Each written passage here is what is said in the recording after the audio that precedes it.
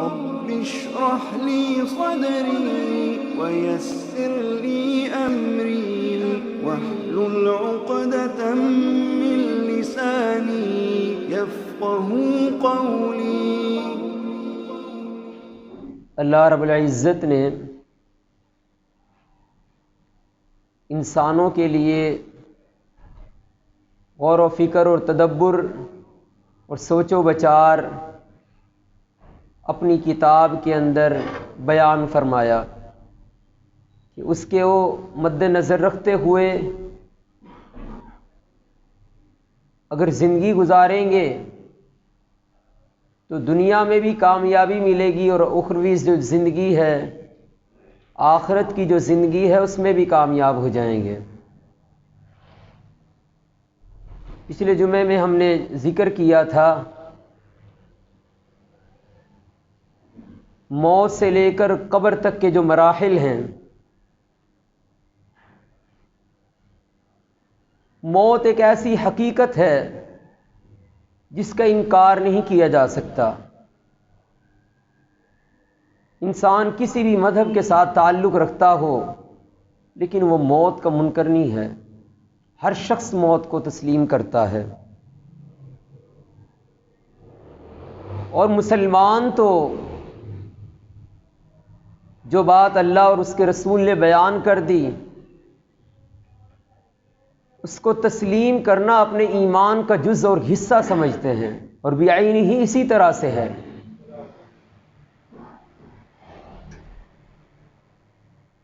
قیامت کی دو قسمیں ہیں، ایک قیامت صغریٰ اور ایک قیامت کبریٰ۔ قیامت صغریٰ موت کو کہا جاتا ہے۔ رسول اللہ صلی اللہ علیہ وسلم فرمایا کرتے تھے من مات قامت قیامتہ، جس بندے کی موت آ گئی اس کے لیے قیامت قائم ہو چکی ہے، وہ ایسے ہی ہے کہ جیسے اس کے اوپر قیامت آ گئی، کیونکہ اس کے بعد نہ وہ اچھے اعمال کر سکتا ہے نہ وہ برے اعمال کر سکتا ہے۔ جو اس نے کیا اس کا حساب شروع ہو گیا۔ کیسے؟ اللہ کے رسول نے فرمایا جو جس حالت کے اندر مرے گا اسی حالت میں وہ قیامت کے دن اٹھایا جائے گا۔ آپ نے فرمایا اگر کوئی بیت اللہ کا طواف کرتے ہوئے اس کی موت واقع ہو گئی، اس کا یہ عمل قیامت تک جاری و ساری رہے گا اور اس کا اجر و ثواب بھی اس کو قیامت تک ملتا رہے گا۔ اور بھی کوئی کسی بھی عمل کے اندر فوت ہوتا ہے اس عمل کا اجر اسے قیامت تک ملتا رہے گا اور وہ اسی عمل کے اندر ہی قیامت تک رہے گا۔ اور بعینہ ہی اسی طرح سے اگر کوئی شخص برے عمل کے اندر دنیا چھوڑ کے جاتا ہے، کسی برائی کے اندر مبتلا تھا، دنیا سے کوچ کرتا ہے، فوت ہو جاتا ہے، قیامت تک اس برائی کا جو گناہ ہے اس کو ملتا رہے گا اور اسی حالت و کیفیت میں اللہ رب العزت قیامت کے دن اسے اٹھائیں گے۔ اس لیے اللہ کے رسول نے فرمایا جب بندے کو موت آ جائے اس کی قیامت شروع ہو جاتی ہے، اور اس کو قیامت صغریٰ کہا جاتا ہے۔ عبداللہ ابن عباس رضی اللہ تعالی عنہ جلیل القدر صحابی تھے، حبر الامہ، اس امت کے سب سے بڑے عالم تھے، اور اللہ کے رسول نے دعا کی کہ اللہ عبداللہ بن عباس کو قرآن مجید کی تفسیر کا علم عطا فرما۔ اور عبداللہ بن عباس رضی اللہ تعالیٰ عنہ کے تلامذہ ان کے شاگرد بیان کرتے ہیں طائف کے اندر تھے جہاں پر ان کی موت واقع ہوئی، ہم نے دیکھا آخری لمحے کے اندر جب روح پرواز کرتی ہے آسمانوں سے آواز آ رہی تھی یا ایتھا النفس المطمئنہ ارجعی الی ربک راضیۃ مرضیہ، کہ پاکیزہ روح، اے رب سے مطمئنہ روح، تو باہر نکلا اور تو اپنے رب کی طرف جا رہی ہے، تیرا رب تجھ سے راضی ہو چکا ہے۔ اعز و قربا، جب انسان کی روح نکلتی ہے یا تو وہ اچھا انسان ہوتا ہے یا وہ برا انسان ہوتا ہے، تو جو اچھے لوگ ہوتے ہیں جب ان کی روح ان کے جسموں سے نکلتی ہے آسمان کے فرشتے ان کے استقبال کے لیے آئے ہوتے ہیں۔ تتنزل علیہم الملائکہ، اللہ تخافوا ولا تحزنوا، ان کو آ کر کہتے ہیں خوف نہ کرنا، غم زدہ بھی نہیں ہونا، وابشروا بالجنہ، یہ روح کے نکلنے سے پہلے کا مرحلہ ہے، ابشروا بالجنہ، تمہیں خوشخبری ہے جنت کی جس کا تمہارے ساتھ وعدہ کیا گیا۔ رسول اللہ صلی اللہ علیہ وسلم نے فرمایا من احب لقاء اللہ احب اللہ لقاء، جو بندہ اللہ کی ملاقات کو پسند کرتا ہے اللہ اس کی ملاقات کو پسند کرتے ہیں، اور جو اللہ سے ملنا نہیں چاہتا اللہ بھی اس سے جو ہے ملنا پسند نہیں فرماتے۔ حضرت عائشہ رضی اللہ تعالی عنہ کہتی ہیں اے اللہ کے رسول صلی اللہ علیہ وسلم، موت کو تو ہر بندہ کراہت کے ساتھ دیکھتا ہے، کوئی بھی مرنا نہیں چاہتا۔ آپ نے فرمایا عائش ایسا نہیں، بلکہ جب انسان کی موت کا مرحلہ آتا ہے، موت کا وقت آتا ہے، آسمان کے فرشتے زمین کے اوپر نزول کرتے ہیں، اچھا انسان ہو، نفس مطمئنہ روح ہو، تو آ کر اس سے کہتے ہیں اللہ تخافوا ولا تحزنوا وابشروا بالجنہ، خوف نہیں کھانا، غم زدہ نہیں ہونا، تمہیں خوشخبری ہے جنت کی، کیونکہ تمہارے ساتھ اچھے اعمال کی عوض اللہ نے جنت کی خوشخبری کا وعدہ کیا تھا۔ اور جب یہ خوشخبری دی جاتی ہے مومن شخص کو، اس کے بعد یہ تمنا کرتا ہے اللہ مجھے جلدی سے اپنے پاس بلا لے، اللہ جو تو نے میرے ساتھ وعدہ کیا تھا، اللہ میں تیری ملاقات کو پسند کرتا ہوں، مجھے جنتوں کا مالک بنا دے۔ اور برعکس اس کے وہ شخص جو کہ برائیوں کو اختیار کرنے والا، اس معاشرے کے اندر زندگی گزارتے ہوئے فساد کو اختیار کرنے والا،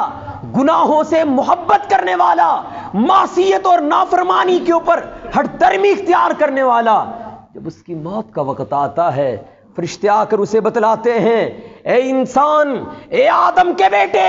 اللہ رب العزت کی طرف سے تیرے لیے وعیدیں ہیں، تو بدبخت انسان ہے، تو ساری زندگی اللہ کی نافرمانی میں گزار کے آیا، تیرے ساتھ جہنم کا وعدہ ہے۔ پھر یہ بندہ کہتا ہے کہ مجھے موت نہ آئے، پھر یہ ڈر رہا ہوتا ہے، ایسی کیفیت کے اندر ہوتا ہے کہ یہ کہتا ہے کہ یہ مرحلہ مجھ سے ٹل جائے۔ عزیز و اقربا، انسان کے لیے توبہ کا دروازہ کھلا ہوا ہے، اور یہ بہت بڑی اللہ کی دی ہوئی نعمت ہے کہ توبہ کا دروازہ کھلا ہوا ہے، مگر جس وقت موت کے سکرات واقع ہو جاتے ہیں، آخری لمحے ہوتے ہیں، روح پرواز کر رہی ہوتی ہے، اس وقت میں اللہ توبہ کو بھی قبول نہیں فرماتے ہیں۔ اللہ اکبر۔ امام ذہبی رحمۃ اللہ علیہ نقل کرتے ہیں عبداللہ بن عمر بن عاص کے حوالے سے، یہ جلیل القدر صحابی تھے، اور ان کے جلیل القدر کا اندازہ اس بات سے لگایا جا سکتا ہے، کہتے ہیں میں نے کبھی رسول اللہ صلی اللہ علیہ وسلم کو دل بھر کے نہیں دیکھا، میں نے کبھی پورے طریقے سے آپ کے چہرے کو نہیں دیکھا، کیونکہ آپ کے چہرے کا جلال ہی بہت زیادہ تھا، اور میری کبھی جرت ہی نہیں ہوئی کہ میں اپنی آنکھیں اٹھا کر آپ کی طرف نظریں جما کر آپ کو دیکھ سکوں، اس قدر اللہ کے رسول کا احترام کیا کرتے تھے۔ آخری لمحات تھے تو ایک صندوقچہ لایا گیا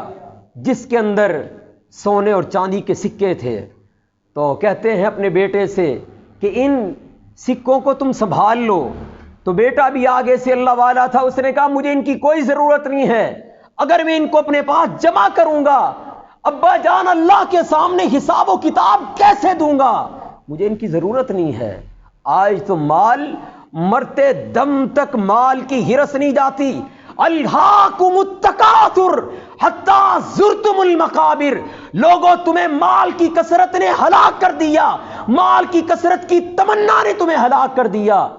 حتی زرتم المقابر، جہاں تک کہ تم قبروں میں چلے گئے مگر مال کی ہرس تو نہیں گئی۔ رسول اللہ صلی اللہ علیہ وسلم نے فرمایا لو کان ابن آدم وادیان،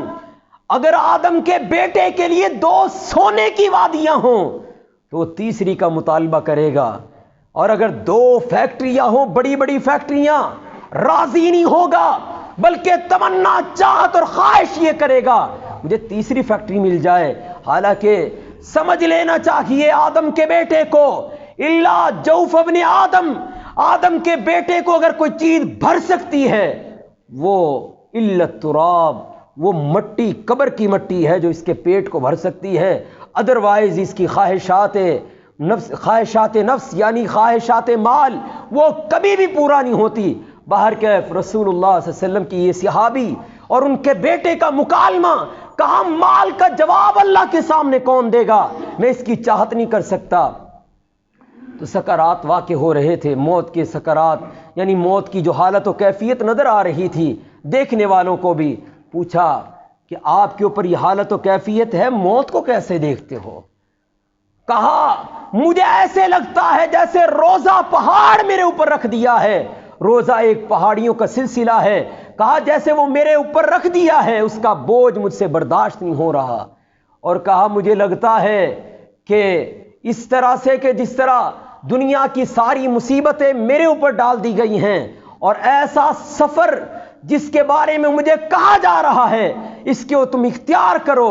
اس کو دیکھ کر مجھے گھبراہٹ ہو رہی ہے۔ تو یہ موت کی جو کیفیت ہے، بسا اوقات اللہ رب العزت موت کی سختیاں ایک مسلمان بندے کو دے کر اس کا مقام اور مرتبہ بڑھاتے ہیں، اور کسی کے جو اللہ رب العزت موت کی سختی کی بدولت اس کے گناہ معاف فرما دیتے ہیں۔ اللہ رب العزت اس موت کی سختی کے حوالے سے ہمیں فکر مند ہونے کی توفیق عطا فرمائے۔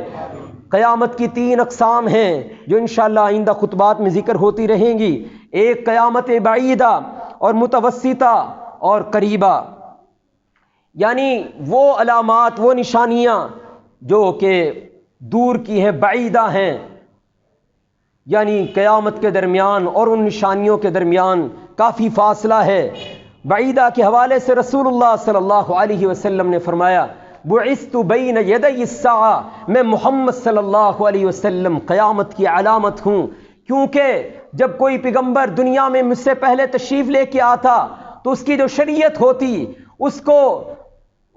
کے اوپر لوگ عمل پیرا ہوتے، اور جب وہ نبی چلا جاتا پھر اس کے بعد لوگوں کے اندر آہستہ آہستہ وہ چیزیں ناپید ہوتی چلی جاتی، پھر اللہ رب العزت دوسرا پیغمبر بھیج دیتے، یکے بعد دیگر پیغمبروں کا سلسلہ چلتا رہا۔ آپ نے فرمایا میں محمد صلی اللہ علیہ وسلم آخری پیغمبر ہوں، اللہ نے مجھے قیامت سے پہلے بھیجا ہے اور میرے بعد کوئی پیغمبر نہیں آئے گا۔ یہ آپ کے آخری پیغمبر ہونے پر ختم نبوت کے اوپر یہ حدیث واضح طور پہ دلالت کرتی ہے۔ اور ایک اور حدیث میں اللہ کے رسول نے فرمایا میں اور قیامت دونوں اس طرح سے ہیں جس طرح سے یہ 2 انگلیاں ہیں، اتنا فاصلہ ہے کہ جتنا ان 2 انگلیوں کے درمیان فاصلہ ہے۔ اللہ کے رسول نے تشبیہ دے کے صحابہ کو بیان فرمایا، تو آپ قیامت کی علامتوں میں سے ایک علامت تھے۔ اور اس کے بعد آپ نے فرمایا دوسری نشانی بیان کی لا تقوم الساعہ حتی تقتل فئتان عظیمتان، آپ نے فرمایا قیامت اس وقت تک قائم نہیں ہوگی جب تک 2 جماعتیں آپس کے اندر لڑائی نہیں کریں گی، تقول بینہم مقتلا، اور اتنی لڑائی ہوگی کہ بہت زیادہ قتل ہوگا، دعواہما واحدہ، اور ان دونوں جماعتوں کا دعویٰ ایک ہوگا۔ اور یہ لڑائی ہو چکی جو کہ مسلمانوں کے اندر حضرت علی اور حضرت امیر معاویہ کے درمیان ہوئی، دونوں مسلمانوں کی جماعتیں تھیں، دعواہما واحدہ، دونوں کا دعویٰ، دونوں کی پکار، دونوں کا جو مقصد تھا وہ ایک تھا کہ دونوں جو ہے اللہ کی شریعت کو نافذ کرنا چاہتے تھے، دونوں شریعت کے اوپر عمل کرنا چاہتے تھے۔ ایک طرف قصاص عثمان یعنی عثمان رضی اللہ تعالیٰ عنہ کا قصاص تھا، دوسری طرف ڈر یہ تھا کہ اگر ان لوگوں کو پکڑ لیا گیا، قصاص کے لیے ان کو باہر نکالا، یہ فتنہ پیدا کریں گے، مسلمانوں کے اندر فتنہ پیدا ہو جائے گا۔ باہر کے دونوں کا دعویٰ ایک تھا۔ رسول اللہ صلی اللہ علیہ وسلم نے فرمایا کوئی بھی مسلمان اجتہاد کرتا ہے، یخطئ و یصیب، اگر وہ خطا کھاتا ہے، اگر وہ غلطی کرتا ہے، اللہ اس کو اکیرا اجر عطا فرماتے ہیں۔ اگر وہ اپنے اجتہاد کے اندر کامیاب ہوتا ہے، درست اجتہاد ہو جاتا ہے، تو آپ نے فرمایا اس کو ڈبل اجرت ملتا ہے۔ تو اللہ رب العزت نے ان کے بارے میں ذکر کیا اور ان کی معافی کا اعلان کر دیا۔ اور تو میرے بھائیوں ہمیں بھی اس حوالے سے اپنی زبانوں کو لگام دینی چاہیے اور اس بارے میں گفتگو کرتے ہوئے محتاط انداز سے رہنا چاہیے، اور ایسی چیزیں جن کا ہمارے ایمان کے ساتھ تعلق نہیں ہے ان کے اوپر گفتگو سے پرہیز کرنا چاہیے۔ ہمارا ایمان یہ ہونا چاہیے رضی اللہ عنہم ورضوا عنہ، اللہ ان سے راضی ہو گئے وہ اللہ سے راضی ہو گئے۔ ان دو جماعتوں کا آپس میں لڑنا اور قتل عام کا ہونا یہ قیامت کی علامتوں میں سے ایک بڑی علامت ہے، اور آپ نے فرمایا کہ یہ وہ علامت ہے کہ جس کے بعد جو ہے قیامت کو تم قیامت سے ڈرنا، قیامت کا خوف اپنے دلوں میں بٹھانا۔ یہ وہ وقت تھا کہ جب 90,000 صحابہ کرام کی قربانیاں پیش ہوئی، اور اسی طرح سے اللہ کے رسول صلی اللہ علیہ وسلم نے فرمایا لا تقوم الساعة حتى تخرج النار من الحجاز، اس وقت تک قیامت قائم نہیں ہوگی جب تک حجاز سے آگ نہ نکلے، تضیء بها، آپ نے فرمایا اعناق الابل البصرہ، آپ نے فرمایا وہ آگ نکلے گی مدینہ سے، ارض حجاز سے نکلے گی، اور اس کے بعد اس آگ کی روشنی کی بدولت بصرہ کے جو اونٹ ہیں ان کی گردنیں روشن ہو جائیں گی۔ 654 ہجری کے اندر یہ آگ نکلی اور 52 دن تک یہ آگ چلتی رہی۔ اس سے پہلے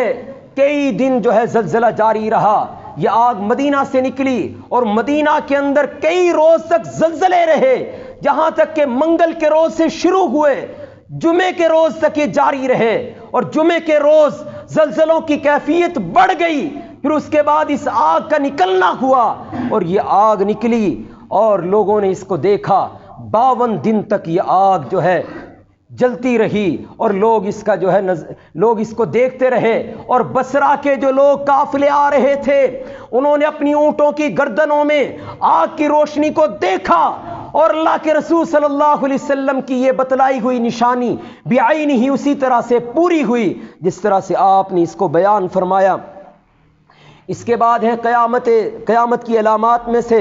متوسطہ درمیانے دور کی علامتیں۔ آپ نے فرمایا لا تقوم الساعة حتى يكثر الحرج، آپ نے فرمایا لوگو اس وقت تک قیامت قائم نہیں ہوگی جب تک حرج نہ ہوگا، کثرت کے ساتھ جو ہے قتل نہ ہوگا۔ صحابہ کہتے ہیں اللہ کے رسول حرج کیا ہے؟ آپ نے فرمایا القتل القتل، کثرت کے ساتھ قتل و غارت گیری ہوگی،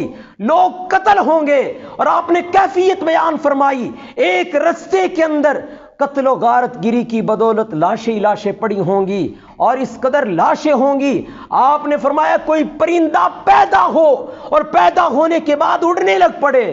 اور وہ اڑتے اڑتے بوڑھا ہو جائے، موت اس کو واقع ہو جائے،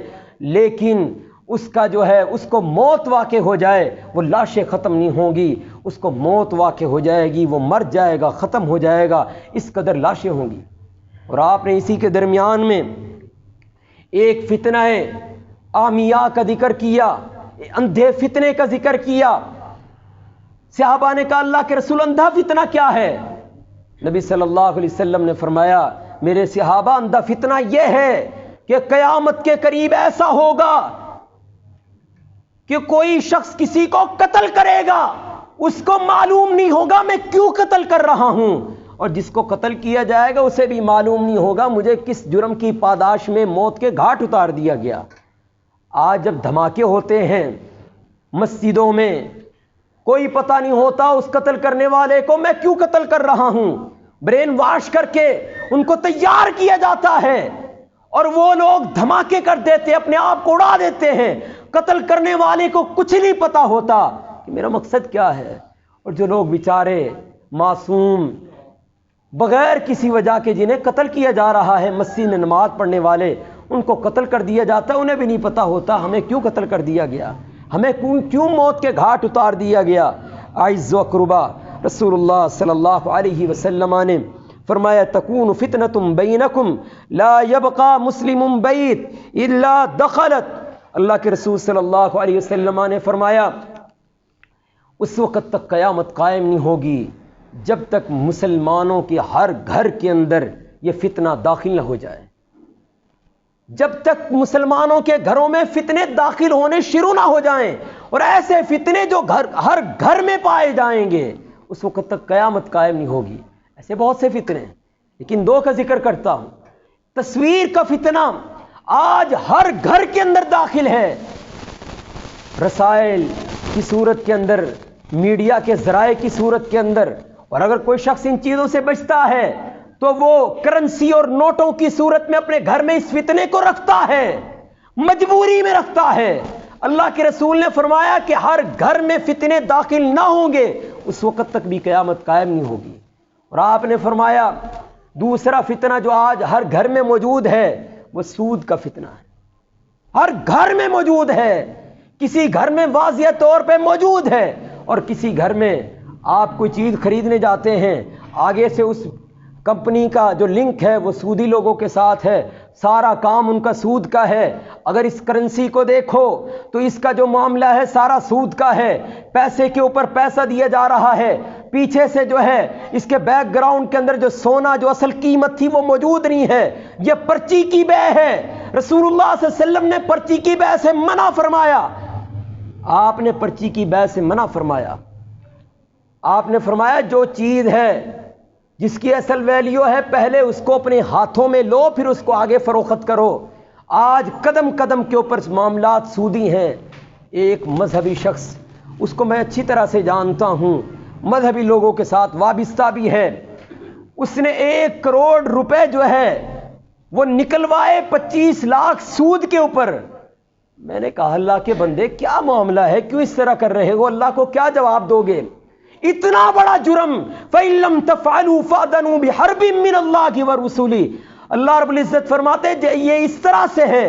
اس طرح سے ہے، اس بات کے مترادف ہے جیسے تم نے اللہ اور اس کے رسول کے خلاف اعلان جنگ کر لیا. اور جب پورا ملک ہی